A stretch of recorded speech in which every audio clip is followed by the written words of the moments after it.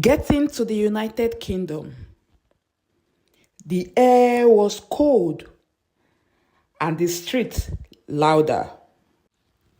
London was nothing like the village, and everything was new. While on the street of London, Ngozi whispered to her best friend, "Amara, look at this. This looks good." And Amara looked at her and was wondering how Ngozi was able to adapt. And Amara said, "Ngozi, it's really cold here. How are we going to adapt?" Ngozi was smiling at the double-decker buses passing through in the streets of London, while Amara held her coat tightly because of the cold. Amara quickly looked away and said to herself, "It seems I'm the only person finding it difficult to adapt. Why is it so easy for her to cope?" Calm down, calm down. No, no, no, no. Whoa, whoa, whoa, whoa. They had dreamed of London, the city of light, wealth, and endless opportunity. But stepping into its cold streets, Ngozi and Amara quickly realized dreams can look different in reality. The biting wind cut through their thin jackets, and the bustling city moved around them without a second glance. Ada said, "Move quickly. This isn't the village. London won't wait for you."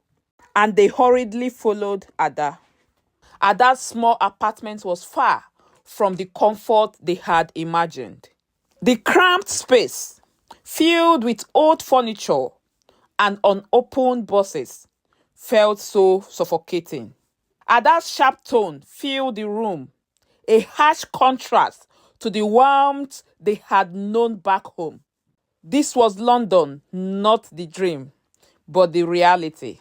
Amara whispered to Ngozi, "So this is the life she was boasting about. Look at this place."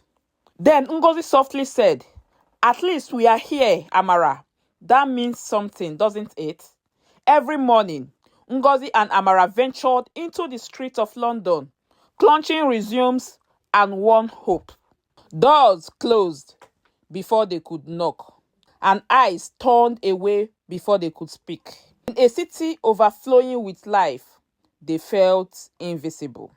Amara frustratedly said, "They look right through us. Maybe we don't belong here, Ngozi. Let's go back home." Then Ngozi said, "No, Amara. We came for a reason. I will not let this city swallow us. No, I will not." Ngozi did not give up. She saw every rejection as a stepping stone to success. Her persistence led her to a catering job, a small opportunity, but to her was a crack to a door she was determined to push open. Ngozi smilingly said, "It's not much, but a start." Amara was so bittered and responded to her, "Yes, a start for you, but what about me? What happens to me?" Ngozi smiled and remained silent. Amara watched from the shadows of their shared space. Each of Ngozi's victories felt like a personal loss. Her smiles, once genuine, became tight. Her laughter faded into resentment. Jealousy is a slow, creeping vein, and it began to wrap around her heart. Amara to herself, "She thinks she's better than me, huh? Let's see where this gets her." Silence settled in Ada's apartment, like a dust, thick and heavy. The bond between Ngozi and Amara, once unbreakable, became fragile. Held together by quiet glances and words unsaid. Ada came out, meeting them in this position and angrily said, "You two should stop picking on each other and do something reasonable with your life. This is London, not the village." And Ngozi calmly responded, "Ada, I'm really trying. Honestly, I am. Things are not really easy here. But trust me, we are going to survive." With Ngozi's first paycheck, she rented an apartment for herself. Yes, the apartment wasn't that big, no much furniture, but there she found peace. She decided to move in with her best friend, Amara. Yet, envy lingers like a shadow in the heart of Amara. No, it didn't scream, but it whispers. And Amara listened. Every word said between them became twisted and something darker. And Amara whispered to herself, "Everything seems to fall into our hands, and I'm supposed to sit here, fold my hands, and watch. No, I'm not going to let that happen."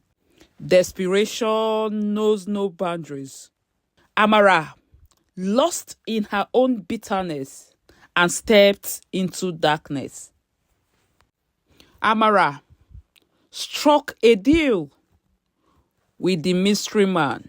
After so much consideration, the mystery man asked, "You mean you want her out of the way?" "Yes, I can do that. Leave that to me. I'll handle it." And Amara responded in her trembling voice, "I didn't say that.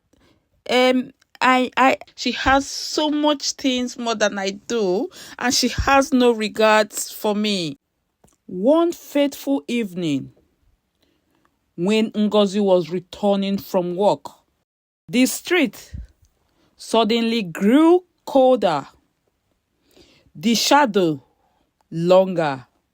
Footsteps echoed behind her. Eyes seemed to follow. Safety slipped off her fingers, and fear took its place. Truth has a way of surfacing, like a crack in the glass. It splinters until everything shatters. And when the truth of Amara's betrayal broke through, its weight crushed them both. Amara had followed the mystery man because her heart could not bear the weight of her evil plot against her childhood friend. But some choices cannot be undone. When the mystery man was about to pull the trigger, Amara screamed from nowhere, "No! Leave her alone!" But then it was a little bit late.